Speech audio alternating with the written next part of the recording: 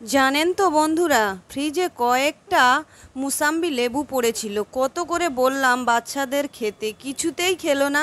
ভাবলাম কি করা যায় লেবু কটা নিয়ে। তারপর মাথায় এলো লেবুর জুস বানানোর আইডিয়া। সোজা চলে গেলাম রান্নাঘরে। তারপর মনে পড়লো জুস বানানোর মেশিন তো নেই।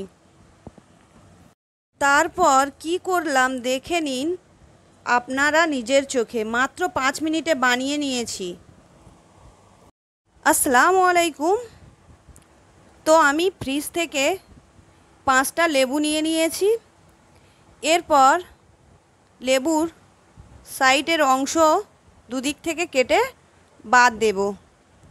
দিয়ে ছুরি নিয়ে আমি এইভাবে চারিদিকে কেটে নেব।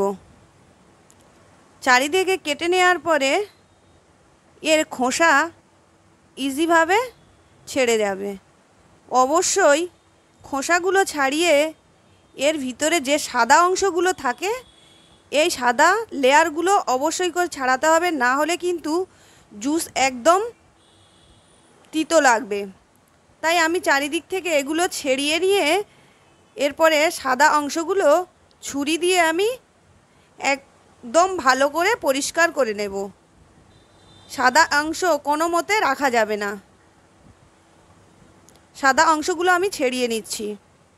দেখতে পাচ্ছেন কি সুন্দরভাবে উঠে আসছে। এইভাবে পুরো সবগুলো আমি ছাড়িয়ে নেব। মাঝখান থেকে দুভাগ করে নেব। এইভাবে আমি সব লেবুগুলো আমি ছাড়িয়ে কেটে নেব মাঝখান থেকে দুভাগ করে। দেখতে পাচ্ছেন সবগুলো ছাড়িয়ে কেটে নিয়েছি। এরপরে এর বীজগুলো ভালো করে বের করে দেব। এর বীজগুলো থাকলে একদম ভালো লাগবে না খেতে। তাই অবশ্যই করে এগুলো ফেলে দেওয়ার চেষ্টা করবেন, এগুলো রাখা যাবে না। তো এইভাবে আমি সব বীজগুলো বের করে নেব। দেখতে পাচ্ছেন বীজগুলো বের করে নেওয়ার পরে একটি মিক্সার জার নেব। মিক্সার জারের মধ্যে আমি সব লেবুগুলো দিয়ে দিলাম। এরপর 1 চামচ লেবুর সঙ্গে দিয়ে দিলাম চিনি, আর দিয়ে দিলাম সামান্য পরিমাণ লবণ আর বরফের টুকরো দিয়ে এটা আমি ভালো করে ব্লেন্ড করে নেব। আর হাফ কাপ পানিও দিয়ে দিয়েছি। এরপর ব্লেন্ড করে নিয়েছি। নিয়ে আমি একটি ছেঁকনি নিয়ে ভালো করে এটা ছেঁকে নেব। এইভাবে সব রসগুলো আমি ভালো করে ছেঁকে নেব। দেখতে পাচ্ছেন আমি কিভাবে করছি। অবশ্যই এইভাবে আপনারা ছেঁকে নেবেন। মাত্র 5 মিনিটের মধ্যে আপনার জুস রেডি হয়ে যাবে। হয়ে গেল আমার 5 মিনিটের জুস রেডি। তো এরপর একটি গ্লাসের মধ্যে আমি কয়েক টুকরো বরফ নিয়ে নিলাম আর উপর থেকে দিয়ে দিলাম জুস।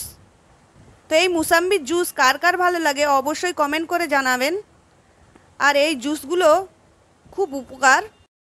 আমার এই নতুন টেকনিকটা আপনাদের ভালো লাগলে অবশ্যই লাইক কমেন্ট শেয়ার করে দেবেন। পাশে থাকা বেল আইকন প্রেস করে দেবেন। আবারও পরের এপিসোডে হাজির হয়ে যাব এই রকম সুন্দর সুন্দর রেসিপি নিয়ে।